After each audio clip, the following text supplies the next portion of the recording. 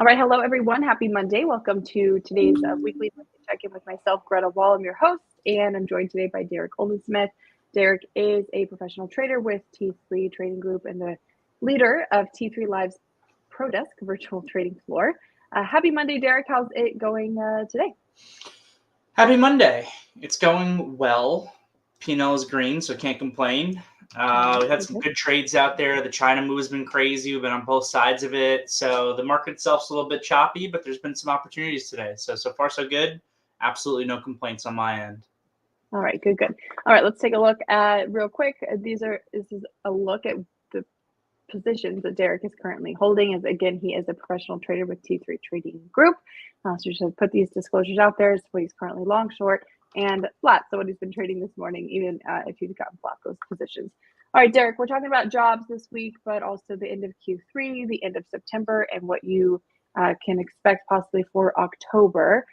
So let's get into kind of what your game plan is for this week as we lead into the jobs report on Friday. We're going to get multiple pieces of data heading into that number, of course, with that being the most important one. How are you kind of game planning for this week yourself? Sure. So we're going to get a lot of macro updates from the market today, which can potentially have an influence on the degree to which the Fed cuts in November. So we'll see how those numbers play out. They'll almost certainly be market moving. That's pretty much the long and the short of it. This market's been interesting because ever since the last Fed meeting, we're higher, but we're not like higher with authority. There's been no, outside of the Thursday after the Fed move, there's been no major break higher. So we've kind of been very pinned and just chopping back and forth. And technically that's bullish because it allows your moving averages to catch up. It allows what I call technical equilibrium to catch up to our prices, which can act as a platform to boost the market higher. But at the same time, I'm still in a similar spot as I was a week ago, where I'm waiting for broader confirmation from these technicals that they can either break higher or actually fail. So we'll see what happens after today's trading session as we begin October. When it comes to balancing, technical analysis and looking at the chart and then the macro picture, kind of explain how you mix all the things together, the fundamentals, the macros, the technicals, and then what you put the most stock into as a trader yourself. Cool. Great question. So I think that everything's important in markets. When I was a new trader, when I was first getting started, I would hear a lot from like the more experienced people, like say crazy things like, technical analysis is the only thing that matters, or fundamental analysis is the only thing that matters. I think that if there is edge out there, meaning that there are market participants that are able to make money with different viewpoints, timeframes, approaches, I want to learn about what they're doing and implement that into my trading. So I am a believer in fundamentals, specifically what I call qualitative fundamentals, which means, what's the story? What's the story? What's management doing for this particular company? What's the broader story for the market? I call those more qualitative fundamentals. And then the quantitative fundamentals, I also pay attention to, where you start to look at your, PE ratios and cash flow and things like that. I also want to have an understanding of, is this company returning money to shareholders? If they are, in what form? Is it a dividend or is it a buyback? I love a good buyback in a position that I'm long for the longer term, just because I know that company is literally creating an underlying bid for me in this stock. So all that can help me to develop a thought process, higher or lower or what have you. But the technicals need to confirm it. Technical analysis is the study of supply and demand in the market. So primarily that read through is in the chart. We're studying charts all day to identify supply and demand in the market, because very simply put, buyers are what make the market move higher. Sellers are what make the market move lower. Things like a PE ratio is important, but markets can stay expensive for long periods of time. Markets can stay cheap for a long period of time. So it's the technicals that tell you how to time your ideas, how to manage risk on your ideas, and how to maximize reward on your ideas. So for me, it's a combination of all those things. And then kind of within the realm of technical analysis, I would put tape reading, which is something that I think is much less important than it used to, but I still implemented a little bit into my trading, which is just basically reading the level 2 and the tape itself to identify more real-time buyers and sellers that you're able to see.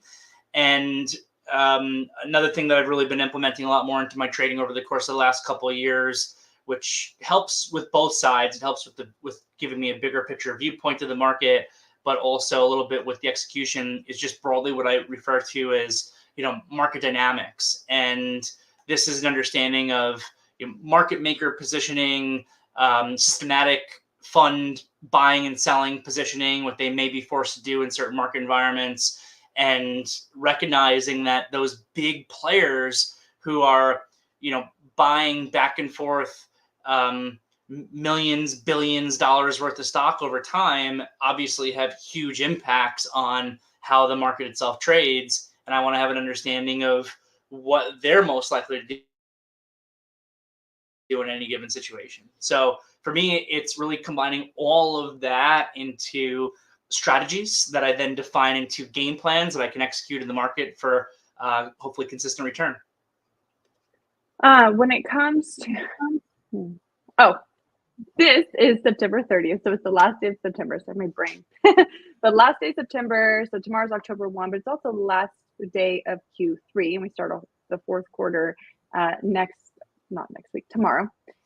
When you're looking back on September, how would you, grade your own trading? How do you think you did yourself? And then how different was this September, or was it the same compared to, the typical seasonality that we see in this month?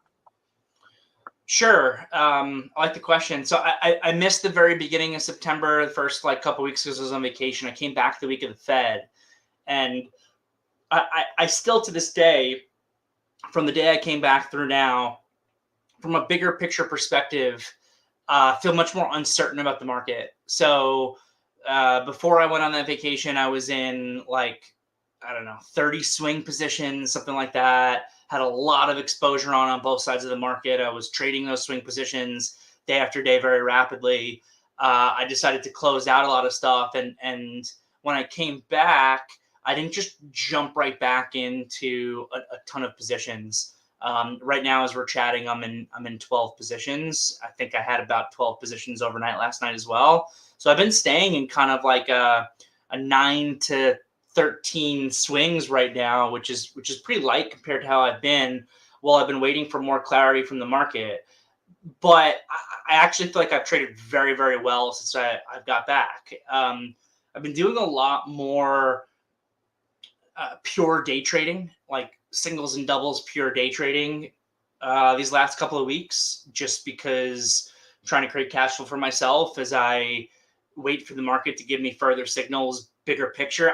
I still do believe that the really big money in trading is made by capturing really big moves on size.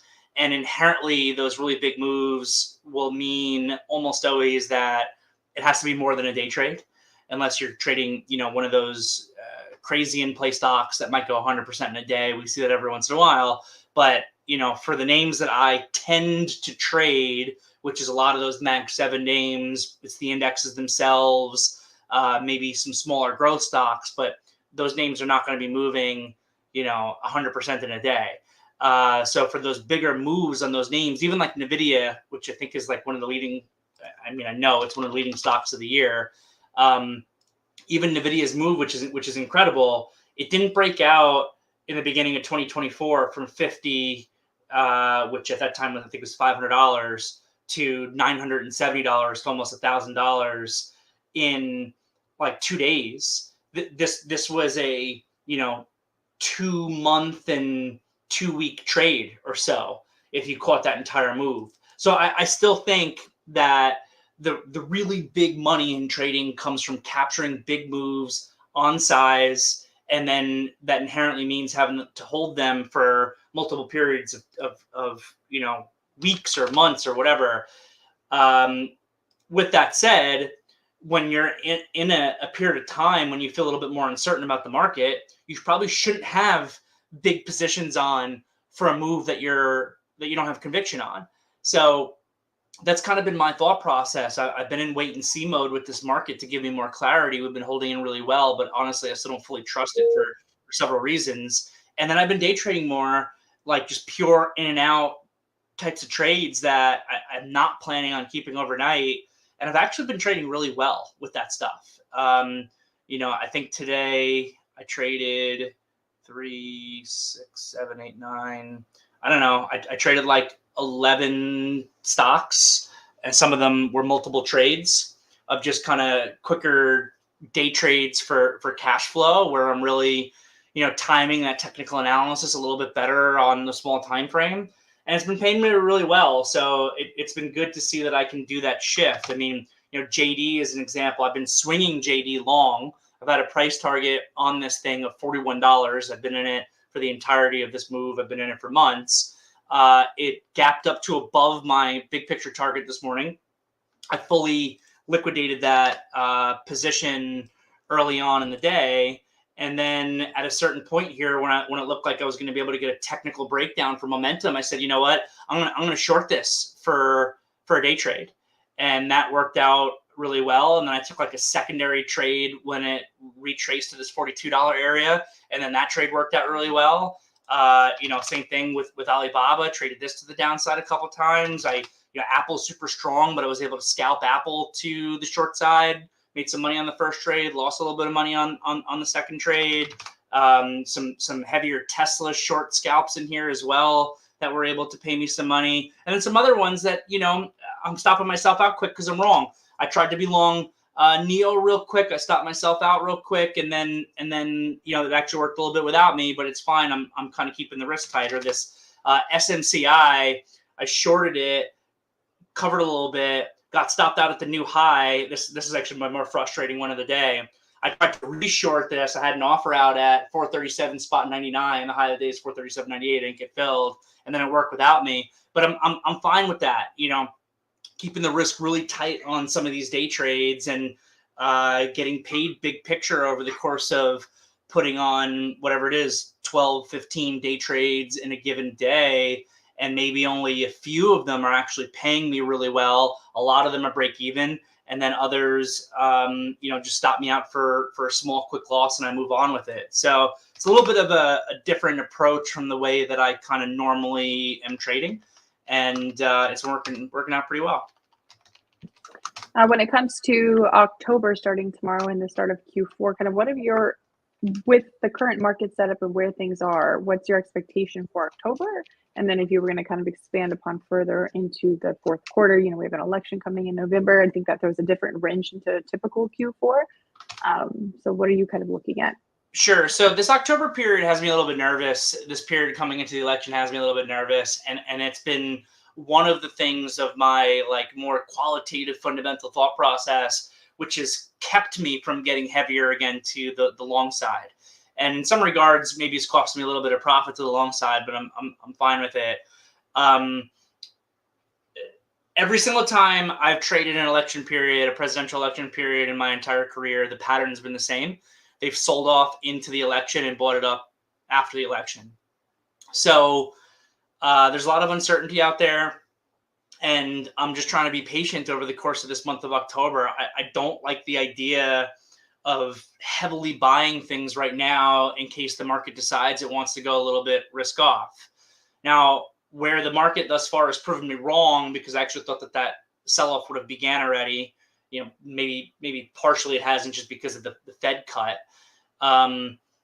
Where the market's kind of proven me a little bit wrong is because we had those big washouts in the beginning of August and the beginning of September that I think took enough positioning off the market that there's less selling available to drive the market down.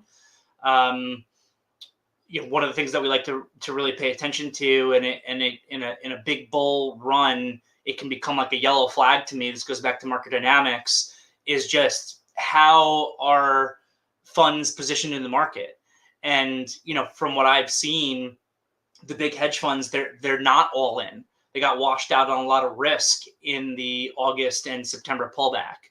The systematic funds are not all in. They also got washed out a lot in the August and September pullbacks. So if you have less positioning, less long positioning that's out there, that kind of means less available selling to come into the market to de-risk into an event that has uncertainty, such as the election. So we haven't had any sort of pullback really at this point. Obviously, the last week or so, we've been holding in really well. But for me, it's just an additional reason to kind of stay cautious. And then I want to reassess this market. Like, I don't mind. I've been trading for 14 years. If I decide to be lighter positioned wise for a month and a half or 2 months, or hell, even 6 months if I want, that's fine. I'm in this for the long run. This is my career. I don't need to be max positioned all the time. I'm not upset if I miss moves, because the market's an opportunity creating mechanism. If I miss a move right now because I feel uncertain about the market, I promise that the market will provide me more opportunity in the future. So I don't feel that I need to be in every single move. And right now I'm still in kind of just wait and see mode to see how this market trades throughout October to set itself up for the end of the year.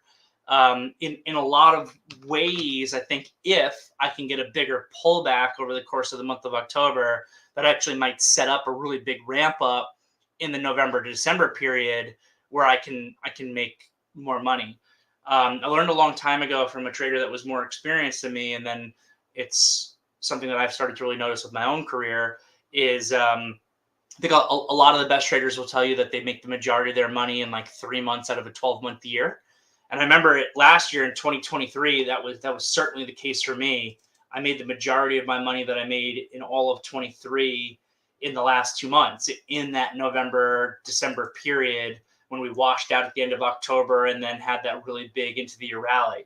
I'm not necessarily expecting an exact repeat of what happened last month, but there's certain dynamics in the market when you already have an up year that tend to create a strong end of the year.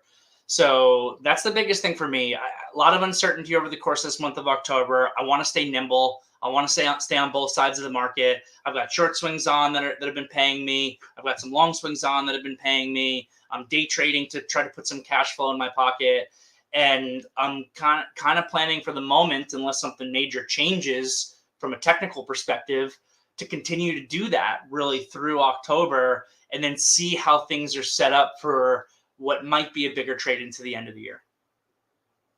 We've talked in the past about your process and how you find the trades and setups that you're excited about, mostly swings. But in a time like now, when you're day trading more often, how does that process differ in finding day trades than finding like longer term swing ideas? It's funny because a lot of the process is actually the exact same. I'm a big believer that even if you're just a pure day trader, you have to start with daily charts. The daily chart tells you what side of the market that you want to be on, and then the small time frame tells you how to execute it. Again, even if you are a pure day trader, you're going to have a higher probability of success if you are day trading in the direction of the daily chart, of that daily chart trend, than if you never view a daily chart and you only look at your 5-minute charts or 2-minute charts, or for some people their 1-minute chart or super small time frame, which is really never for me. So I'm always starting with the big picture and then breaking it down to the small picture. Just going back to some of the successful shorts in JD and Alibaba today, I'm very bullish on the China trade big picture, and have been. And JD and Alibaba are two of my best names of the calendar year. They're definitely both in the top 5 for me. And it's because I've been long the stocks, and the trades obviously worked out really well.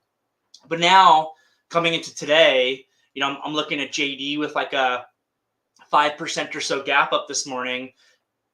Stock was at $29 a week ago, and now it's at 43 this morning. It's a massive, massive move, working towards 43 this morning. The ADMA on the daily chart's down at 35 and change. The 21's at 31. It doesn't matter if I'm bullish these stocks. That degree of extension says to me that there is opportunity to be able to make money on smaller time frames for kind of the cute pullback trade. And then that's exactly, what we were looking for today. And it paid out really well. So it's still going to be big picture down to small picture. But that small picture, I think if you're day trading, it just means that your execution has to be like really, really perfect. Because if your execution is off, the position goes against you initially, then your risk rewards can get messed up, or it can become too difficult to hold it for the actual move to come in. Okay, so post the Fed cut, we have not seen a major rotation into small caps out of big caps like some would have expected. There's been some strength in the small caps, but nothing crazy. With another rate cut coming up, in November, do you expect that rotation to get going now that kind of the market has digested the rate cut? So markets always move based on expectations, not based on what actually happens, right? So the reason why, in a classroom style setting, if I was teaching like an economics class or something, I would tell you, okay, once the Fed cuts rates, that means that interest rate sensitive stocks, the IWM and the XBI should move higher. But the fact of the matter is, prior to that Fed cut, everybody knew that the Fed was going to cut. So why wait until after the Fed cuts to actually buy the XBI? Why not buy it in front of it? And that's what everyone does. So therefore, you get the move into the news instead of the move after the news.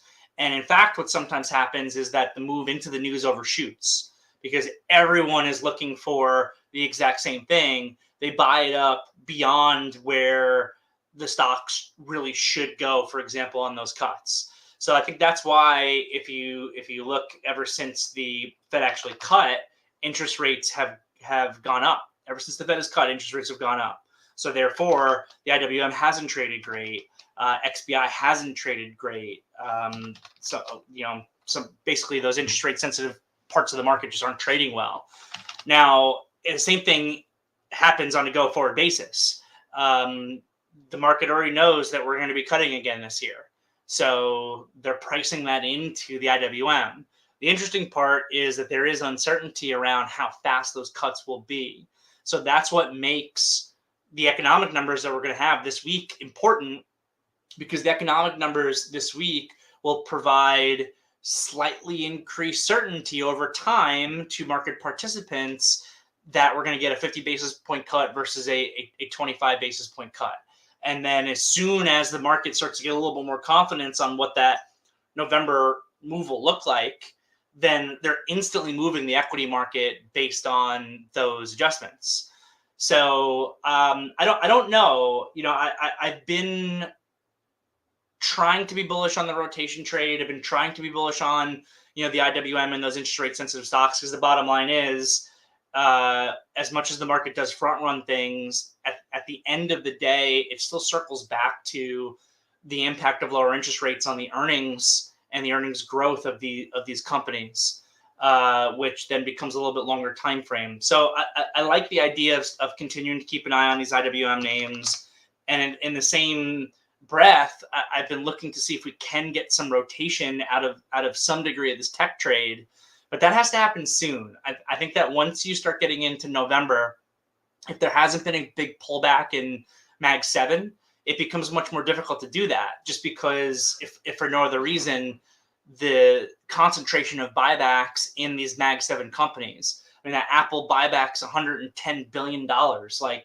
And then November, why am I saying November? Because November historically is the strongest month of buybacks in any calendar year.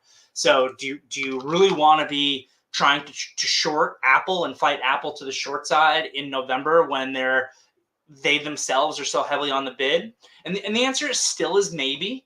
If there's enough disruption to the market, you can still have selling overwhelm that inherent buying that will be there. But the bottom line is that that inherent buying is there, as opposed to right now. Most likely Apple's in a buyback blackout window in front of its earnings report. Typically, I think the FINRA SEC law or whatever says that the blackout period has to start 2 weeks before the earnings announcement. I did see some market research out of Goldman somewhat recently that said in practice it actually starts 3 to 4 weeks out. So we're probably in the Apple buyback blackout window right now, which, just everything else held equal, which is another terrible saying from economics classes at universities, means that if I was ever going to try to short Apple, I would rather be trying to short it right now in that blackout window than in November when I know that they're going to be on the bid. With that said, there's always other forces, and Apple broke out through 230 today, and it looks great. And there was positive news out this morning on the iPhone 16 Pro and Pro Max, sales or pipeline there. So Apple looks fantastic. Maybe that's not the example I should be using, but that's the general answer, I think, to your question and thought process. All right, before we wrap things up here, Derrick, you said you're a day trader more right now than a big swing trader. Talk about some of the setups that you personally are looking at that you're interested in. Maybe you can inspire someone. Sure. So it's like I said, it always is big picture down to small picture. I love the idea of looking at extension. So those Chinese names to the short side for day trades were great this morning. I've been really eyeing this NVIDIA, but the market held in once again today. NVIDIA 120 is really important. It gapped below 120 this morning. It's been battling it all day today. So I put on a couple cute NVIDIA shorts in that 121 area throughout the day today that have paid okay. But then in order for that to turn into something more, I need this thing to really close below 120 and then lead the market lower on a break of 115. So I really, in some ways, think it's the charts of Apple and NVIDIA that are telling the whole story right now. Apple's breakout through 230 and looking so strong, and NVIDIA being weaker and being back below 120 that are going to determine what these cues are doing. I know it doesn't directly answer your question, because when it comes to just those pure day trades, again, it's big picture down to small picture, but you need to have a playbook of trades that you've developed for yourself over weeks, months, and years in trading, and not going to be able to go through an entire playbook, unfortunately, in our one session today. But that's probably just an opportunity for any listener to become a part of the virtual trading floor that I run, which is called the Pro Desk, or become a professional prop trader with T3, so that they can actually be part of the team and see what we're doing in real time and actually participate in those trades in a better way. Yeah, totally. And great lead in for me, Derrick. Oh, that's your screen. Here's mine. All right. If anyone wants to learn more about what it takes to be a prop trader and working with T3 Trading Group, Derrick has a free ebook all about prop trading and the benefits of prop trading. Go to t3live.com/DO live to get that. Again, that's Derrick's free ebook focused on prop trading. All right, Derrick, thank you for doing this with us today. He is a real trader, of course. He's been trading this whole time. So we'll let him get back to trading and let him focus. We will not be here next week. I will be out of town, but Derrick and I will be back in 2 weeks. Everyone, good luck with your trading. And Derrick, good luck to you as well. Thanks, Greta. See you next time. All right, have a great day. Bye.